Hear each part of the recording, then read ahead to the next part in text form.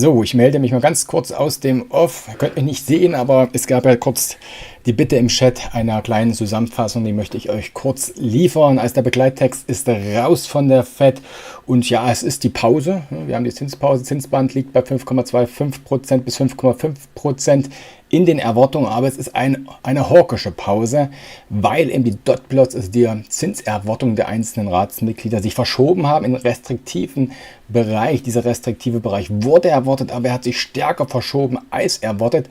Die einjährige Zinsprognose von 4,6% nun auf 5,1% heißt de facto, wir müssten nochmal einen Zinsschritt sehen und es haben auch 12 Mitglieder, FED-Mitglieder angegeben. 7 Mitglieder haben gesagt, sie sind jetzt für eine dauerhafte Pause. 12 würden noch eine weitere Zinserhöhung sehen wollen. Im November Fragezeichen. Die Zinsprognose für die zweijährige Zinsprognose von 3,4 auf 3,9 auch hawkisch nach oben angepasst. Man hat mit einer Anpassung auf der Oberseite klar gerechnet, aber nicht in diesem starken Ausmaß. Das ist überraschend. Die Zinsprognose für 3 Jahre hingegen von 2,9 auf 3,1, also besser, 3,1 auf 2,9, aber das ist weit in der Ferne. Ne? Das ist die Dotplots, die treffen in der Regel sowieso nicht zu. Ne? Der Markt, der richtet sich danach, aber mein Gott, wie die Zinsen in 3 Jahren sein werden, es wird vermutlich ganz anders sein. Vor 3 Jahren hat niemand gedacht, dass wir mal bei 5,5% Zinsen liegen. Da hatten wir gedacht, von der 0, nie weg. Aber also die Dotplots sind die Überraschung definitiv. Wir haben einen hawkischen Zinsschritt, einen hawkischen Ton. Der Begleittext wurde kaum angepasst. Ne? Also jetzt nicht hier irgendwie drauf eingehen, ja, die Konjunktur trübt sich so stark ein, wir könnten auf Lockerungsschritte übergehen. Gar nichts. Also man bleibt bei der gleichen Wortwahl, dass die Politik auch weiterhin restriktiv bleiben muss.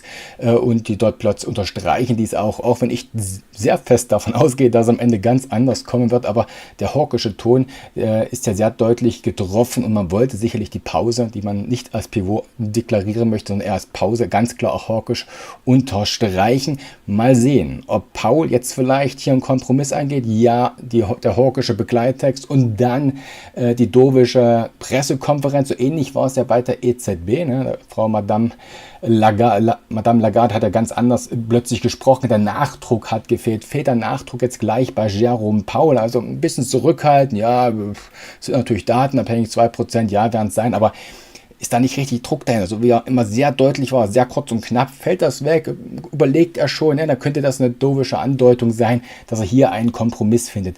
Tritt er genauso hawkisch auf wie der Begleittext, vielleicht sogar noch mit hawkischen kleinen Nebensätzen, dürfte der Markt bzw. auch die Anleiherenditen, ich hatte die ja schon eingeblendet für euch, die Anleiherenditen weiter zulegen. Momentan, ja, wir haben einen Spike gesehen, gerade bei den kurzlaufenden ging es schon nach oben wieder. Die preisen das jetzt ein, dass in der Tat nochmal ein Zinsschritt kommen kann. Aber wie es so häufig ist beim FOMC-Meeting, die erste Bewegung muss nicht die wahrhaftige sein. Es wird volatil und mal gucken, wo wir am Ende dann stehen. Jerome Powells Performance in seiner Amtszeit, ist jetzt in der zweiten Amtszeit schon, er hat einer der schlechtesten Performance, was ist Plural von Performance, egal. Er hat jedenfalls einer der schlechtesten der letzten Notenbankchefs und die tritt auf, indem der Markt fest reinkommt in diesen Tag, wo das FED-Meeting stattfinden wird und dann schwach herausgeht, insbesondere quasi mit Beendigung der Pressekonferenz häufig Schwäche dann oder zumindest dann am folgenden Tag. Also das ist ein bisschen Jerome Powells Performance als FED-Chef, aber man muss natürlich anerkennen, die anderen Yellen, die vorher dran oder Ben Bernanke, was haben die denn gemacht für Pressekonferenz? Haben die jeweils so eine hohe 500 Basispunkte an Zinsschritten verkünden müssen? Auf der Oberseite? Nein, auf der Unterseite. Die hatten es natürlich deutlich einfacher. Also hawkisch sieht die ganze Sache aus. Der Markt, ja, wenn ich den S&P 500 sehe, relativ resilient, obwohl es die leichte hawkische Überraschung ist, natürlich nicht der mega hawkische Hammer. Es ist die Überraschung, dafür hält sich der Markt noch gut, aber wenn die Anleiherenditen jetzt weiter ansteigen, wird sich das in Luft auflösen. Aber es wird jetzt sehr spannend werden, wie jetzt gleich in knapp 10 Minuten Jerome Powell auftreten wird. Die Pressekonferenz werde ich hier natürlich dann einblenden, dann ist der Ton auch da und ich werde sämtliche Keynotes, werde ich euch hier auch in deutscher Sprache wieder hinein posten. Also mal sehen, ne? Macht er einen auf Lagarde, hawkischer Text, dovische Rede zur Pressekonferenz oder hawkischer Text und eine hawkische Rede, dann dürften die Renditen weiter stabil bleiben und der Markt wird Probleme haben, hier Erholungsbewegungen einzuleiten, beziehungsweise könnte er dann auch in den Tagesschluss abdrehen. Aber das schauen wir uns an, aber nicht zu vergessen, ne? Fed-Meeting ist, ich habe es heute zum Market Briefing schon gesagt, nicht unbedingt das größte Ereignis in dieser Woche, weil eben die Erwartungshaltung schon so eng war, so klar, auch wenn sie jetzt etwas überraschend ist, aber ich meine 25 Basispunkte mehr oder weniger, das ist jetzt auch nicht super extrem hawkisch. Da gibt es noch die Bank von England morgen, es gibt übermorgen die Bank von Japan, wo es Bestrebungen gibt, die ultralockere Geldpolitik zu beenden. Das könnte spannender werden, insbesondere erfolgt es dann auch in der Nacht. Aber das soll jetzt erstmal gewesen sein von mir aus dem Off. Für euch diese kurze Zusammenfassung. Morgen gibt es natürlich wieder dann auch das Market Brief. Dann gehen wir nochmal komplett auf die Marktreaktionen ein. Daher Kanal-Abo bitte nicht vergessen. Da gibt es mich dann auch wieder in Bild und nicht nur in Ton. Aber gleich kommt Jerome Powell in 10 Minuten. Wie gesagt, dann blende ich um und werde die Keynotes euch präsentieren. Ja, also bis gleich im Chat. Macht's gut. Ciao.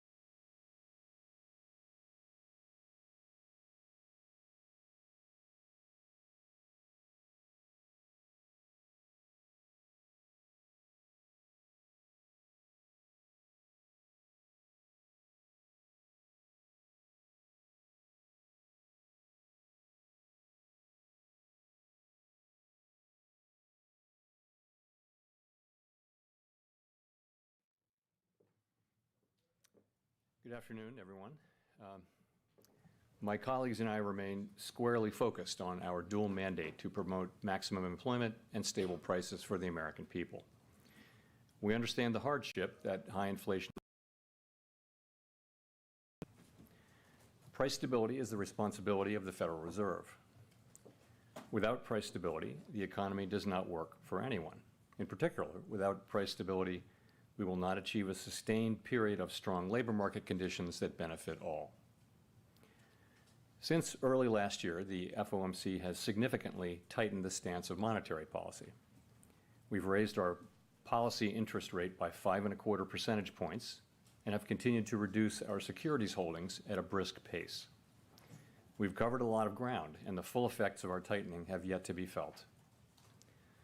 Today, we decided to leave our policy interest rate unchanged and to continue to reduce our securities holdings. Looking ahead, we are in a position to proceed carefully in determining the extent of additional policy firming that may be appropriate. Our decisions will be based on our ongoing assessments of the incoming data and the evolving outlook and risks. I will have more to say about monetary policy after briefly reviewing economic developments. Recent indicators suggest that economic activity has been expanding at a solid pace. And so far this year, growth in real GDP has come in above expectations. Recent readings on consumer spending have been particularly robust. Activity in the housing sector has picked up somewhat, though it remains well below levels of a year ago, largely reflecting higher mortgage rates.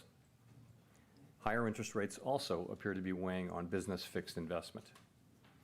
In our Summary of Economic Projections, or SEP, committee participants revised up their assessments of real GDP growth, with the median for this year now at 2.1%.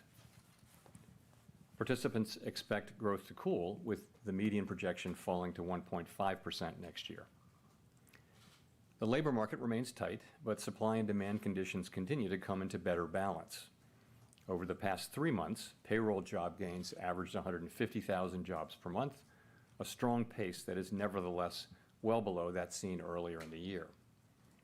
The unemployment rate ticked up in August, but remains low at 3.8%. The labor force participation rate has moved up since late last year, particularly for individuals aged 25 to 54 years. Nominal wage growth has shown some signs of easing, and job vacancies have declined so far this year. Although the jobs to workers gap has narrowed, labor demand still exceeds the supply of available workers. FOMC participants expect the rebalancing in the labor market to continue, easing upward pressures on inflation. The median unemployment rate projection in the SEP rises from 3.8% at the end of this year to 4.1% over the next 2 years. Inflation remains well above our longer run goal of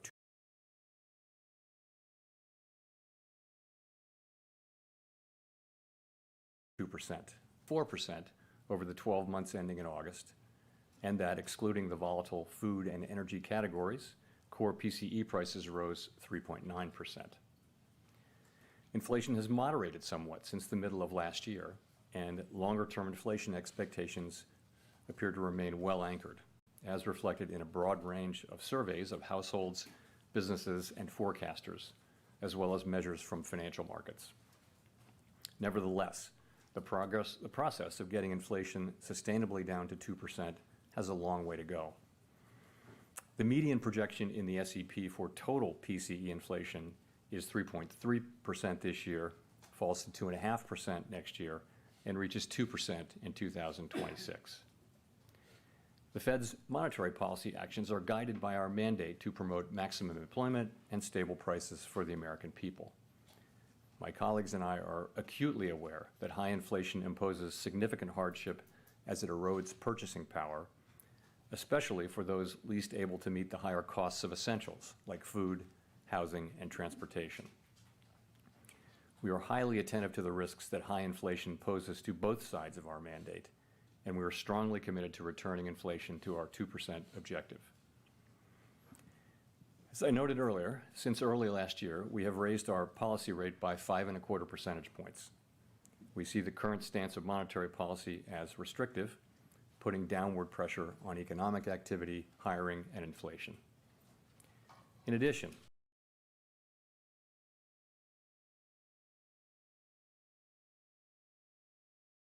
the economy is facing headwinds from tighter credit conditions for households and businesses. Range for the federal funds rate at 5.25% to 5.5%, and to continue the process of significantly reducing our securities holdings. We are committed to achieving and sustaining a stance of monetary policy that is sufficiently restrictive to bring inflation down to our 2% goal over time. In our SEP, FOMC participants wrote down their individual assessments of an appropriate path for the federal funds rate based on what each participant judges to be the most likely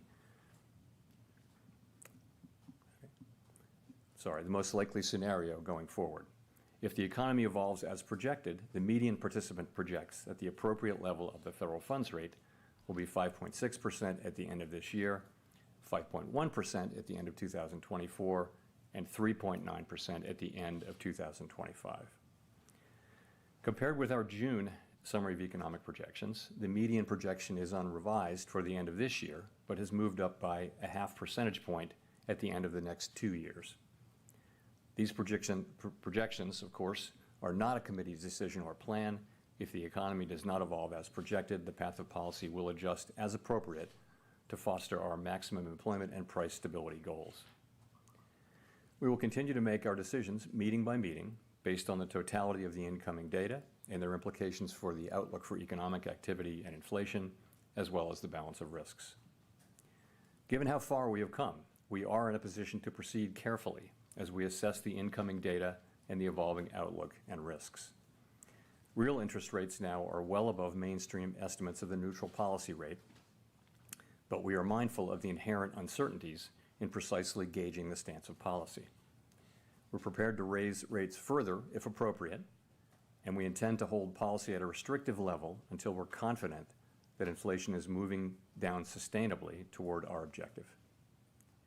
In determining the extent of additional policy firming that may be appropriate to return inflation to 2% over time, the committee will take into account the cumulative tightening of monetary policy, the lags with which monetary policy affects economic activity and inflation, and economic and financial developments.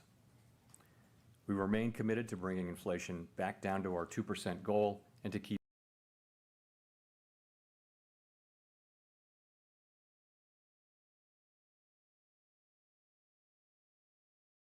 longer-term inflation expectations well anchored.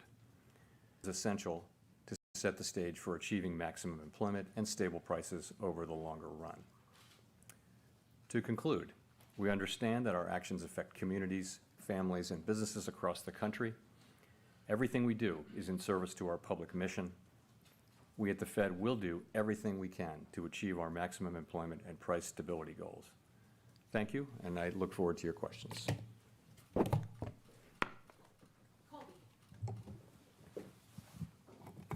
Thank you. Colby Smith with the Financial Times.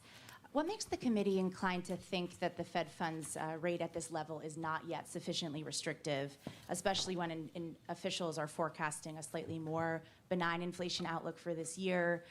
There's noted uncertainty about policy lags.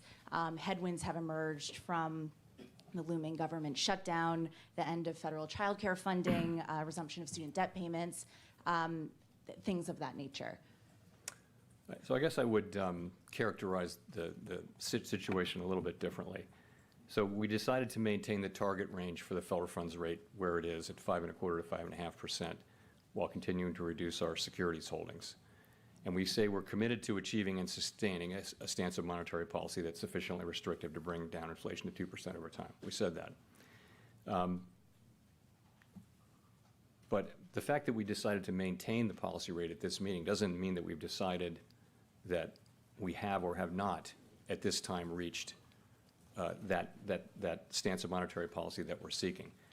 If you looked at the SEP, as you obviously will have done, you will see that a majority of participants believe that it is more likely than not that it will be appropriate for us to raise rates one more time in the 2 remaining meetings this year.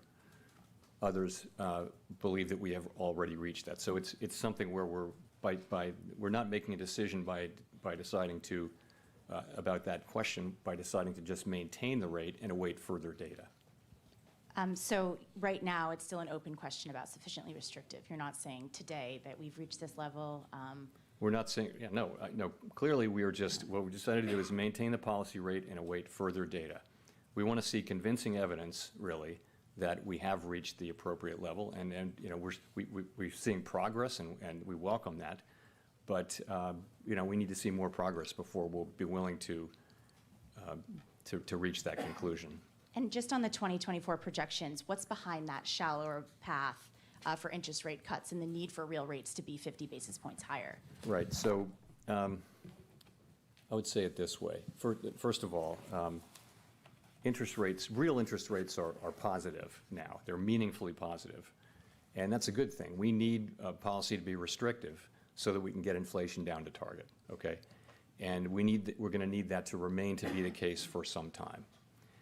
So I think, you know, remember that of course, the SEP is not a plan that is negotiated or discussed really as a plan. It's accumulation, really, and what you see are the medians. It's accumulation of individual forecasts from 19 people, and then what you're seeing are the medians. So I wouldn't want to, you know, bestow upon it the idea that it's really a plan. But what it reflects, though, is that economic activity has been stronger than we expected, stronger than I think everyone expected. And so what you're seeing is this is what people believe as of now will be appropriate to achieve what we're looking to achieve, which is progress toward our inflation goal, as you see in the SEP. Thanks. Let's go to Rachel. Hi, Chair Powell. Rachel Siegel from the Washington Post. Thanks for taking our questions.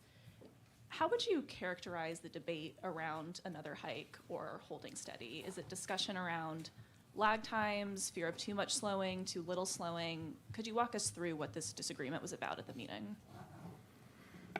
Yeah, so the proposal at the meeting was to maintain our current policy stance. And I think there was obviously unanimous support for that. But this, of course, is an SEP meeting, and so people write down what they think. And you have some, you saw, I think 7 wrote down no hike at this meeting, or between now and the end of the year, and I think 12 wrote down another single hike in one of the next 2 meetings that we have between the end of the year. So it wasn't like we were arguing over that. People just stating their positions.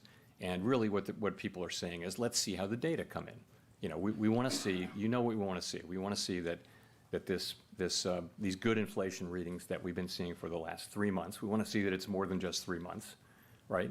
We want to see, you know, the labor market report that we received, the last one that we received, was a good example of what we do want to see. It was a combination of across a broad range of indicators, continuing rebalancing of the labor market. So those are the 2 things. Those are our 2 mandate variables, and that's the progress that we want to see. But I think people, they want to be convinced, you know, they want to be careful not to jump to a conclusion really one way or the other, but just be convinced that the data, you know, support that conclusion. And that's why, given how far we've come and how quickly we've come, we're actually in a position to be able to proceed carefully as we assess the incoming data and the evolving outlooks and risks and make these decisions meeting by meeting. I see. And in your view, I know nothing has been decided yet, but what would one more hike at the end of the year do to the economy or to inflation? And on the other side, what would no hike do, if you could sort of game that out for us? So, you know, you can make the argument that one hike one way or the other won't matter, but for us, we're trying, obviously as a group, it's a pretty tight cluster of where we think that policy stance might be, but we're always going to be learning from data. You know, we've learned all through the course of the last year that actually we needed to go further than we had thought. If you go back a year and what we wrote down, it's actually gotten higher and higher. So we don't really know and that's why, again, we're in a position to proceed carefully at this point. A year ago, we proceeded pretty quickly to get rates up. Now we're fairly close, we think, to where we need to get. It's just a question of reaching the right stance. I wouldn't attribute huge importance to one hike in macroeconomic terms. Nonetheless, you know, we need to get to a place where we're confident that we have a stance that will bring inflation down to 2% over time. That's what we need to get to, and we've been moving toward it. As we've gotten closer to it, we've slowed the pace at which we've moved. I think that was appropriate. And now that we're getting closer, we have the ability to proceed carefully. Let's go to Steve. Steve Leisman, CNBC. Mr. Chairman, I want to return to Colby's question here. What is it saying about the committee's view of the inflation dynamic in the economy that you achieve the same forecast inflation rate for next year, but need another 0.5 point of the funds rate on it? Does it tell you that, does it tell us that the committee believes inflation to be more persistent, requires more medicine effectively? And I guess a related question is, if you're going to project a funds rate above the longer run rate for 4 years in a row, at what point do we start to think, hey, maybe the longer rate or the neutral rate is actually higher? Thank you.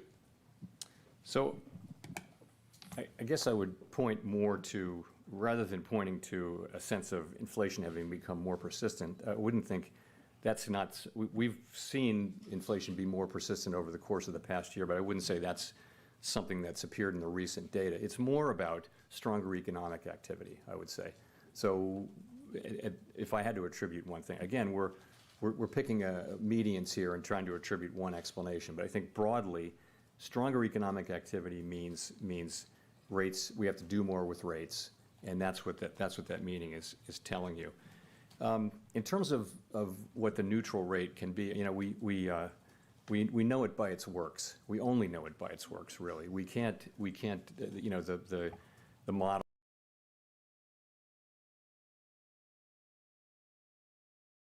and that the economy reacts. And again, that's another reason why we're moving carefully now, because, you know, there are lags here. So it may of course be that the neutral rate has risen. You do see people.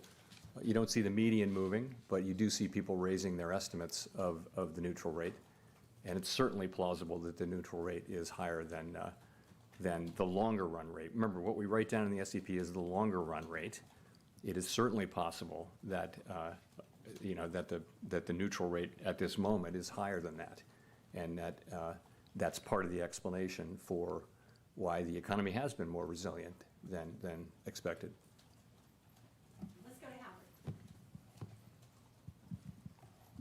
Howard Schneider with Reuters, thank you. So you've said several times that the economy needed a period of below-trend growth to get inflation consistently back to 2%. You kind of get that in 2024, a little bit. 1.5% is just a touch below what's the estimate of potential. So the fact that you're getting so much done at so much less cost, does that represent a change in how you think inflation works, a change in how you think the economy works, a change in the mix of supply healing versus demand destruction that's necessary to achieve this? Yes, of course, it is a good thing that we've seen now meaningful rebalancing in the labor market without an increase in unemployment, and that's because we're seeing that rebalancing in other places, in, for example, job openings, and in the jobs worker gap. You're also seeing supply side things, so that's happening. I would say, though, I still think, and I think broadly people still think, that there'll have to be some softening in the labor market. That can come through more supply, as we've seen as well. Also, remember, the natural rate, we think, is coming down, which is a supply side thing, so that the gap between any given unemployment rate that's lower than that and the natural rate comes down. That's a way for that's a way for the labor market to achieve a better balance. So all of those things are happening. You're right, in the median forecast, we don't see a big increase in unemployment. We do see an increase, and but that really is just playing forward the trends that we've been seeing. That is not guaranteed. There may come a time when unemployment goes up more than that, but that's really what we've been seeing, is progress without higher unemployment for now. So just to boil that down for a second, you know, we've gone from a very narrow path to a soft landing. To something different. Would you call the soft landing now a baseline expectation? No, I would not do that. I would just say, what would I say about that? I've always thought that the soft landing was a plausible outcome, that there was a path really, to a soft landing. I've thought that, and I've said that since we lifted off. It's also possible that the path has narrowed and it's widened, apparently. Ultimately, this may be decided by factors that are outside our control at the end of the day. But I do think it's possible. And, you know, I also think, you know, this is why we're in a position to move carefully again, that we will restore price stability. We know that we have to do that, and we know the public depends on us doing that, and we know that we have to do it so that we can achieve the kind of labor market that we all want to achieve, which is an extended period, sustained period of strong labor market conditions that benefit all. We know that. The fact that we've come this far lets us really proceed carefully, as I keep saying. So I think, you know, that's the end we're trying to achieve.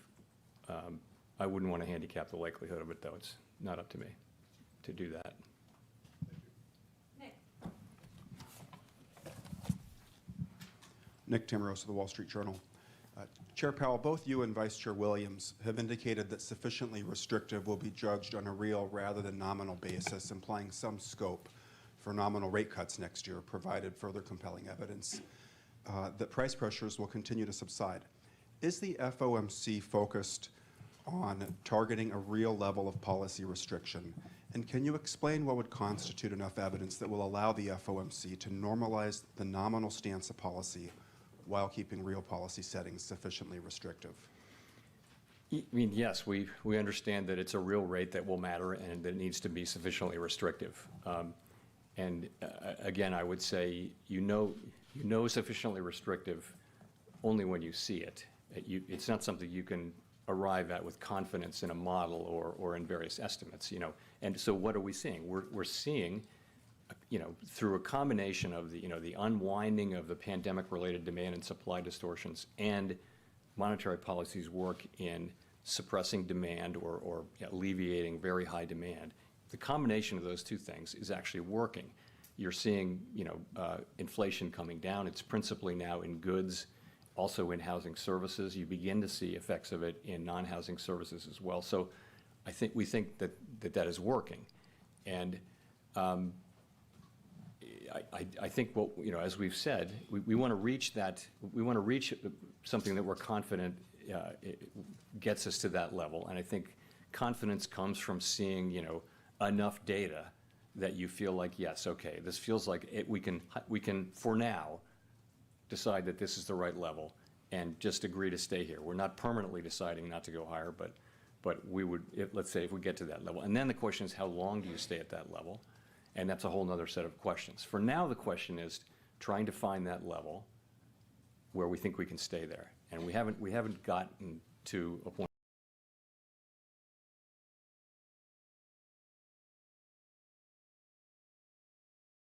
of confidence about that yet. That's the stage this year. And even then, it seems possible that core PCE inflation could come in even lower than the median at 3.7%. Would you see a case to raise rates still if it turned out that you were going to achieve the same real rate this year because the decline in inflation proceeds somewhat better than you currently anticipate? The decision that we make at each meeting, and certainly at the last two meetings this year, it's going to depend on the totality of all the data. So the inflation data, the labor market data, the growth data, the balance of risks and the other events that are happening out there. We take all of that into account. So I can't really answer a hypothetical about one piece of that. It'll be trying to reach a judgment over whether we should move forward with another rate hike overall, and whether that would increase our confidence that yes, this is an appropriate move, and it will help us be more confident that we've gotten to the level that we need to get to. Gina. Thanks, Chair Powell. Following up on Nick's question, actually, John Williams, the New York Fed president, obviously has said things to the effect of next year, as we see inflation, kind of again to Nick's point, as we see inflation coming down, we're going to need to reduce interest rates to make sure that we're not squeezing the economy harder and harder over time. And I wonder if that's basically the logic that you apply. You know, is that how you think about it? And then I also wonder, in the last press conference, you said something to the effect of, you know, it's a full year out, those discussions, and people interpreted that to mean that you didn't see a possibility of a rate cut in the first half of next year. And I wonder if that was what you meant by that, or whether, you know, how you're thinking about that timing. No, when I answer these questions about hypotheticals about cutting, I'm never intending to send a signal about timing. I'm just answering them as the question is expressed. So please, I wouldn't want to be taken that way. Sorry, the first question was that how? Yeah, so we're, as we go into next year, that's the question we'll be asking is, you know, taking into account lags and everything else we know about the economy and everything we know about monetary policy. The time will come at some point, and I'm not saying when, that it's appropriate to cut. Part of that may be that real rates are rising because inflation is coming down. Part of it just may be that it'll be all the factors that we see in the economy. And, you know, that time will certainly come at some point. And what you see is us writing down, you know, a year ahead estimates of what that might be. And, you know, there's so much uncertainty around that. When we, in the moment, we'll do what we think makes sense. No one will look back at this and say, hey, we made a plan. It's not like that at all. These are estimates made a year in advance that are highly uncertain, and that's how it is. Neil. Thanks so much, Chair Powell. Neil Irwin with Axios. I wonder, how do you think about the question of whether the strong GDP growth we've been seeing is driven by excess demand versus supply-side factors, productivity, labor force growth? And relatedly, if GDP keeps coming in hot, even in the absence of inflation resurgence, would that on its own be a reason to consider more tightening? So on your first question, I mean, we're looking at GDP very, very carefully to try to understand really what's the direction of it, what's driving it, and it's a lot of consumer spending. You know, the consumer's been very robust in spending. So that is, you know, that's how we're looking at it. Sorry, your second question was? There's GDP stays hot, but without inflation. So I think the question will be, GDP is not a mandate, right? Maximum employment and price stability are the mandates. The question will be, is GDP, is the heat that we see in GDP, is it really a threat to our ability to get back to 2% inflation? That's going to be the question. It's not a question about GDP on its own. It's, you know, you're expecting to see this improvement, you know, continued rebalancing in the labor market and inflation moving back down to 2% in a sustainable way. We have to have confidence in that, and, you know, we'd be looking at GDP just to the extent that it threatens one or both of those. Victoria. Hi, Victoria Guida with Politico.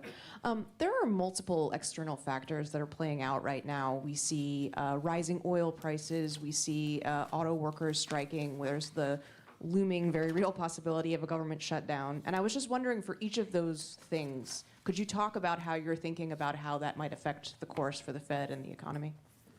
So there is a long list, and you hit some of them. But you know, it's the strike, it's the government shutdown, resumption of student loan payments, higher long-term rates, oil price shock. You know, there are a lot of things that you can look at.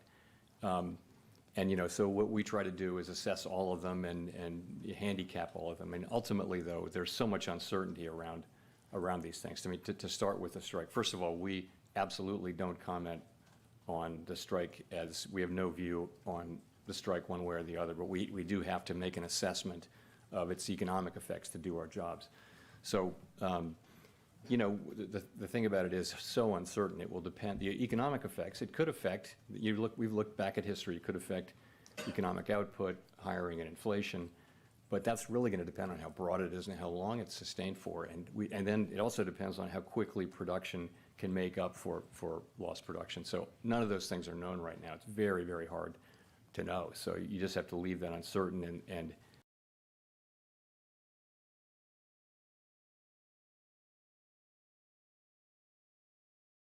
we'll be learning, I think, over the course of the next intermeeting period. It hasn't traditionally had much of a macroeconomic effect.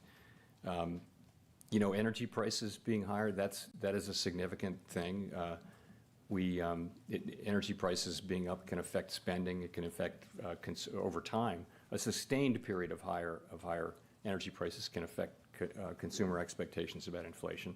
We tend to look through short-term volatility and look at core inflation. But so the question is, how long are higher prices sustained? We have to take those macroeconomic effects into account as well.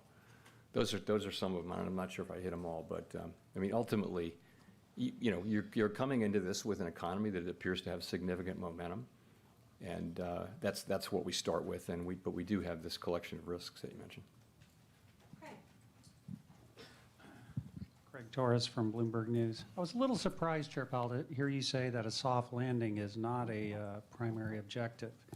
This economy is seeing added supply in a way that could create long-term inflation stability. We have prime age labor force participation moving up where people can add skills. Workers want to work. We have a boom in manufacturing construction. We've had a decent spate of home building. And since inflation's coming down with strong GDP growth, we may have higher productivity. All are good for the Fed's longer run target of low inflation. And if we lose that in a recession, aren't we opting for the awful hysteresis that we had in 2010? So are you taking this into account as you pursue policy? Thank you. To begin, a soft landing is a primary objective, and I did not say otherwise. I mean, that's what we've been trying to achieve for all this time. The real point, though, is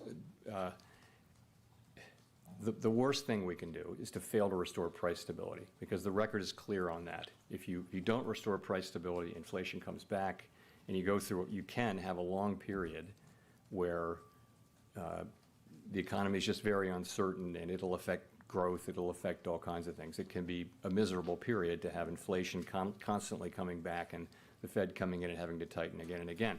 So the best thing we can do for everyone, we believe, is to restore price stability. I think now, today, we actually, we have the ability to be careful at this point and move carefully, and that's what we're planning to do. So we fully appreciate the benefits of being able to continue what we see already, which is rebalancing in the labor market and inflation coming down without seeing an important, large increase in unemployment, which has been typical of other tightening cycles. So. Let's go to Chris. Hi, thank you. Chris Rugaber at Associated Press.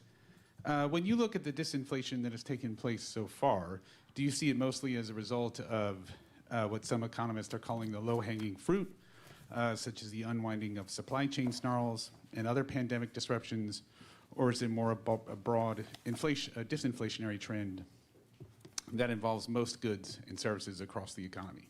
Thank you. So if I understood your question, I would say it this way. I think we knew from before when we lifted off, but certainly by the time we knew that bringing inflation back down was going to take, as I call it, the unwinding of these distortions to both supply and demand that happened because of the pandemic and the response. So that unwinding was going to be important. In addition, monetary policy was going to help. It was going to help supply side heal by cooling demand off, and just in general, better aligning supply with demand. So those two forces were always going to be important. I think it's very hard to pull them apart. They work together. I do think both of them are at work now, and I think they're at work in a way that shows you the progress that we are seeing. Go to Mike. Michael McKee from Bloomberg Television and Radio. In June, you forecast a 5.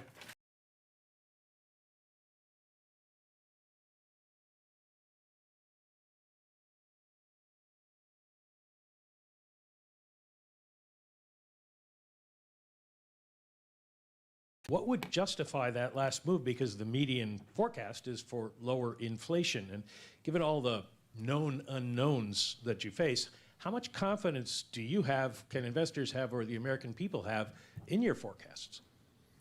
Well, forecasts are highly uncertain. Forecasting is very difficult. Forecasters are a humble lot with much to be humble about.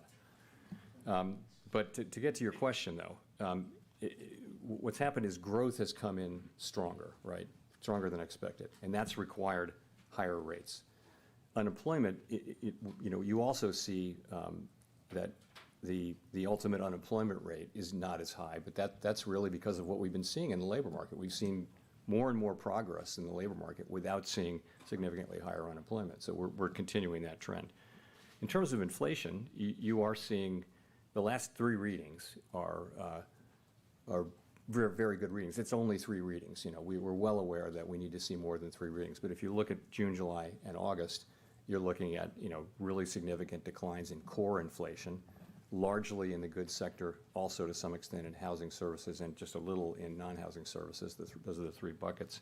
Headline inflation, of course, has come way down, largely due to lower energy prices, some of which is now reversing. So I think people should know that economic forecasting is very difficult, and these are highly uncertain forecasts. But these are our forecasts. We have very high quality people working on these forecasts, and I think they stand up well against other forecasters. But just the nature of the business is the economy is very difficult to forecast. Given the forecast that you have, what justified not moving today, and what could justify moving in the future if you think? Well, I think we have come very far, very fast in the rate increases that we've made. And I think it was important at the beginning that we moved quickly, and we did.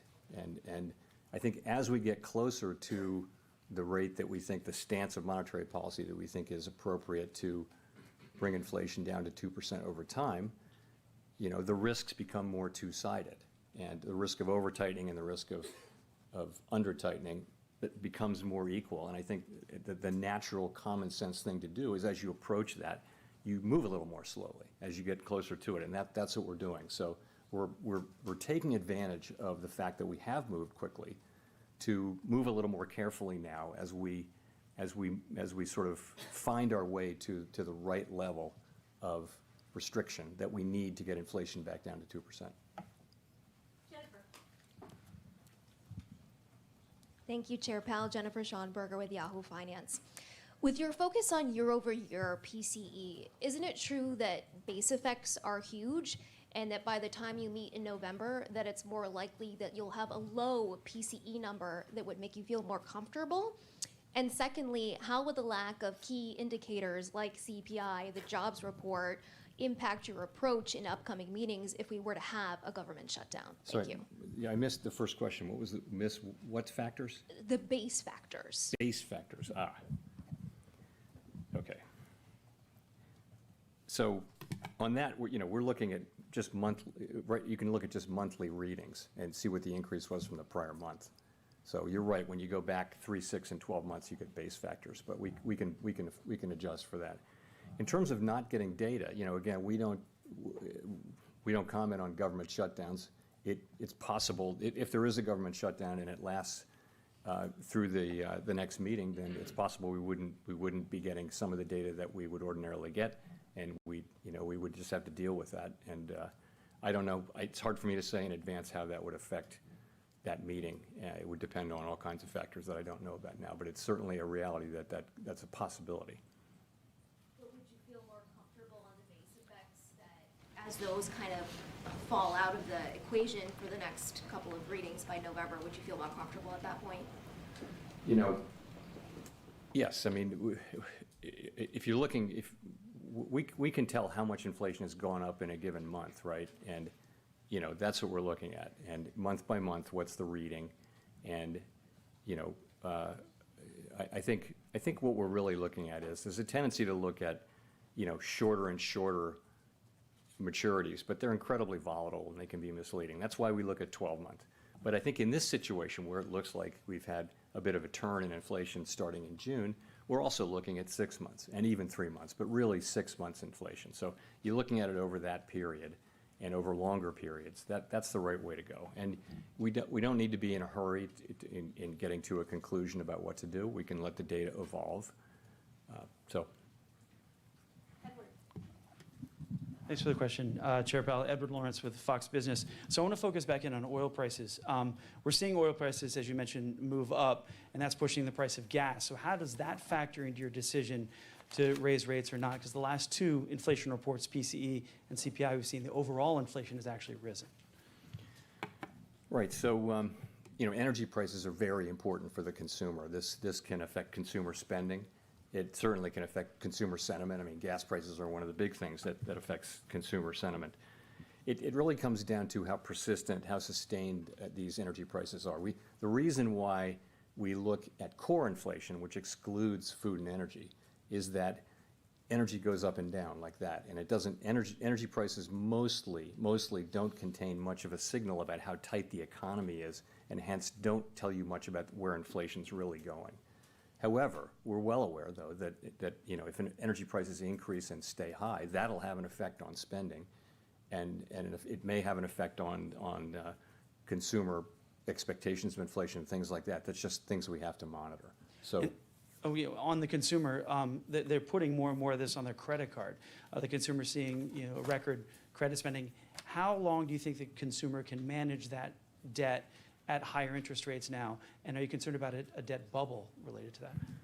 So to finish my prior thought, I was saying that's why we tend to look through energy moves that we can see as short-term volatility.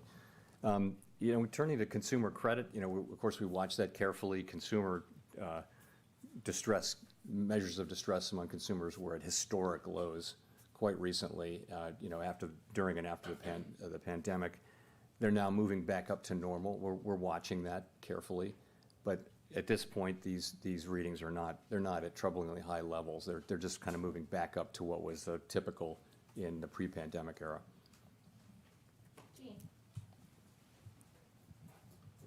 Hi, Jean Young with M&I Market News. Yields along the Treasury curve have risen to their highest in years. What is the Fed's view about what's been driving that increase in recent weeks, and how much of it can be attributed to macro explanations and how much to technical factors? So you're right. Rates have moved up significantly. I think it's always hard to say precisely, but most people do a common decomposition of the increase, and the view will be it's not mostly about inflation expectations. It's mostly about other things, either term premium or real yields, and it's hard to be precise about this. Of course, everyone's got models that'll give you a very precise answer, but they give you different answers. So, but essentially, they're moving up because it's not because of inflation. It's because it'll probably have something to do with stronger growth. I would say more supply of treasuries. The common explanations that you hear in the markets kind of make sense.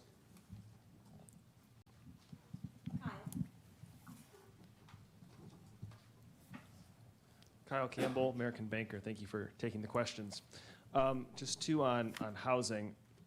You've said slower shelter cost growth is in the pipeline and will reflect in inflation readings as new leases are signed. But there's also some questions out there about the way housing costs are measured, particularly the use of rental equivalents, which are estimates from homeowners about what their homes would rent for if they were in the rental market. So my question is, how much of the effort to tame inflation, both as it's measured and felt by the broader public, hinges on housing supply? And then as far as a constrained housing supply being sort of exacerbated by this sort of lock-in effect of mortgages being higher now than they were at their recent historic lows, how is that going to impact future thinking about taking interest rates to that lower bound in the future? So on the supply point, of course, supply is very important over time in setting house prices and for that matter rents, and supply is kind of structurally constrained. But in terms of where inflation's going in the near term, though, as you obviously know, a lot of it is leases that are running off and then being re-signed or released at a level that's it won't be that much higher. A year ago it would have been much higher than it was a year before. Now it may be below or at the same level. So as those leases are rolling over, we're seeing what we expect, which is measured housing services inflation coming down.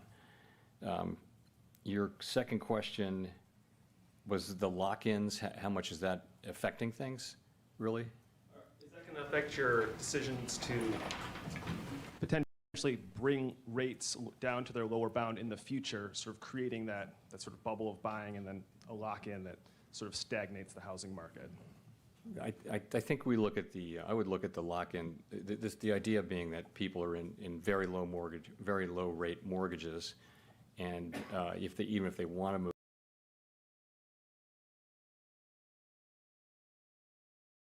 move now, they would be hard because the new mortgage would be so expensive. Play a role in our future decisions in a future future loosening cycle about whether we would cut rates? No, I don't think it would. I mean, I don't think that's. I think we'd be looking at what fundamentally what rates does the economy need, and in an emergency like the pandemic or during the global financial crisis, you have to cut rates to the point that you have to do what you can to support the economy. So I wouldn't think that would be a reason for us not to do that. It's not something we're thinking about at all right now, but down the road I wouldn't think so. Hi, Nancy Marshall-Genzer with Marketplace. Chair Powell, you've mentioned several things that would possibly weigh on consumer confidence, maybe cut back consumer spending, possible government shutdown, high gas prices. At this point, would the Fed welcome a decrease in consumer spending? Would that help you get inflation closer to your 2% target? I wouldn't say it that way. We're not looking for a decrease in consumer spending. It's a good thing that the economy is strong. It's a good thing that the economy has been able to hold up under the tightening that we've done. It's a good thing that the labor market's strong. The only concern, and it just means this: if the economy comes in stronger than expected, that just means we'll have to do more in terms of monetary policy to get back to 2%, because we will get back to 2%. Does that answer your question? Yeah, and I guess on the other hand, would you worry that that could contribute to an economic slowdown or even a recession? Well, that's always a concern. I mean, concern number one is restoring price stability, because in the long run, that's something we have to do so that we can have the kind of economy we really want, which is one with sustained period of tight labor market conditions that benefit all, as I've said a couple times. So that said, of course, we also now, given how far we've come with our rate hikes and how quickly we've come here, we do have the ability to be careful as we move forward because of that consideration. Thank you, Chair Powell. Simon Rabinovich with The Economist. One of the factors in the economic resilience to date appears to be a lesser degree of rate sensitivity than in the past. Obviously, we've talked about households with long fixed-rate mortgages, also companies that refinanced before last year. What is your thinking about the efficacy of rates and how that's changed? And then related to that, how do you think about the distributional consequences in the sense that if you're a relatively wealthy household with a long fixed-rate mortgage, the past year has not been all that tough with rates going up, whereas if you're relying on your credit card for supporting your consumption, in fact, times are getting a lot tougher, a lot more quickly. Thanks. So I guess it's fair to say that the economy's been stronger than many expected, given what's been happening with interest rates. Why is that? Many candidate explanations. Possibly a number of them make sense. One is just that household balance sheets and business balance sheets have been stronger than we had understood, and so that spending is held up and that kind of thing. We're not sure about that. The savings rate for consumers has come down a lot. The question is whether that's sustainable. It could just mean that the date of effect is later. It could also be that for other reasons, the neutral rate of interest is higher for various reasons. We don't know that. It could also just be that policy hasn't been restrictive enough for long enough. And there are many candidate explanations. We have to, in all this uncertainty, make policy. And I feel like what we have right now is what's still a very strong labor market, but that's coming back into balance. We were making progress on inflation. by many forecasts, many forecasts call for growth to moderate over the course of the next year. So that's where we are, and we have to deal with what comes. On your second question, your second question was distributional, but can you be a little clearer about that? Yeah, my point there was that if you're somebody who has a long fixed rate mortgage, you've been able to endure the higher rates relatively easily. If you're somebody who's living month to month off of your credit card, current financing rates are punitive. Yes, and so the point I would make there is that we're trying to get inflation back down. The people who are most hurt by inflation are the people who are on a fixed income. If you're a person who spends all of your income, you don't really have any meaningful savings. You spend all your income on the basics of life: clothing, food, transportation, heating, the basics. And prices go up by 5, 6, 7%.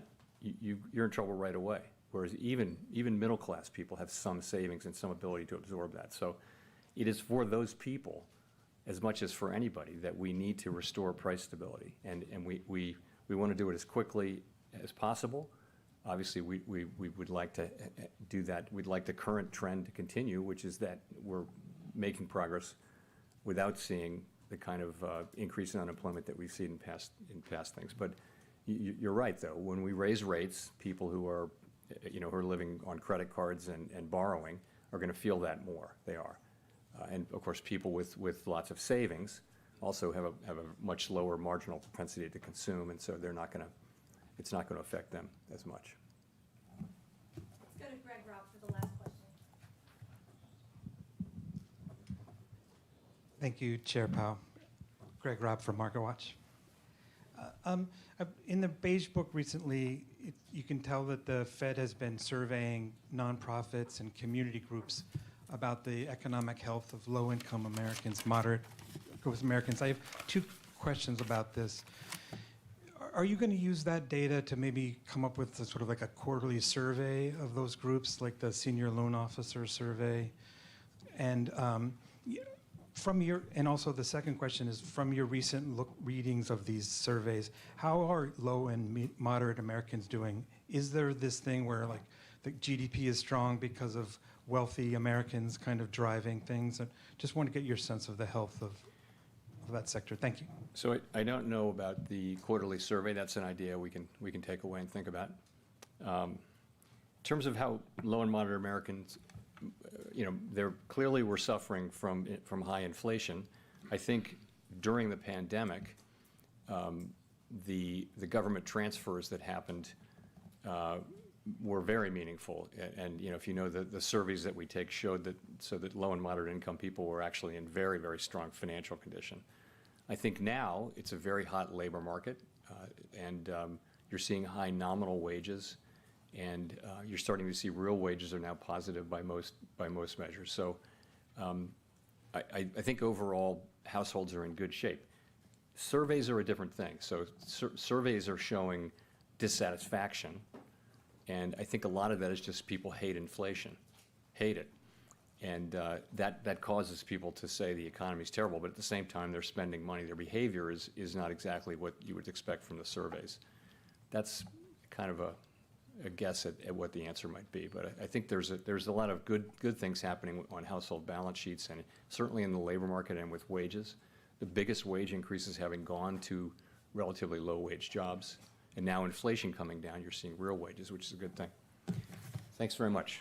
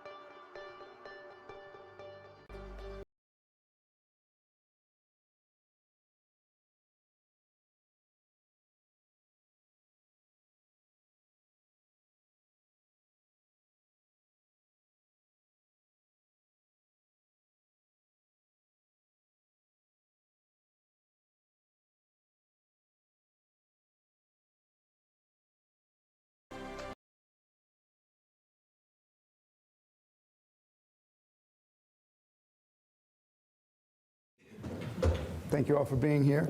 Of course, it is a true honor today to have